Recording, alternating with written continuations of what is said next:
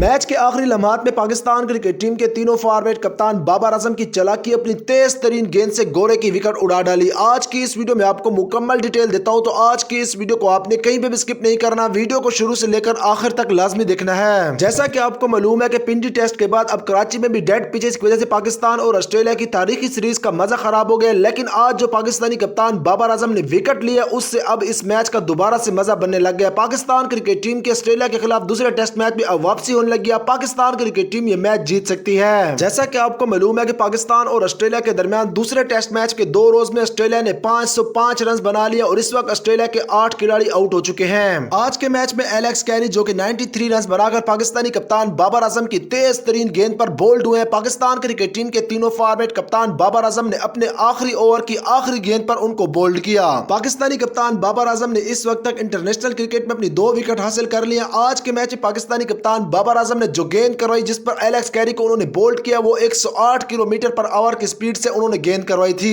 इसके साथ साथ आपको इस बात से भी आगाह कर दूं कि इस वक्त ऑस्ट्रेलिया के 505 रन हैं और 8 खिलाड़ी आउट है। अब लग ये रहा है कि ऑस्ट्रेलिया अपनी इनिंग डिक्लेयर कर देगा और कल पाकिस्तान क्रिकेट टीम से कहेगा कि आप खेलें, और पाकिस्तान क्रिकेट टीम अगर तेज खेलती है तो पाकिस्तान क्रिकेट टीम ये मैच जीत सकती है।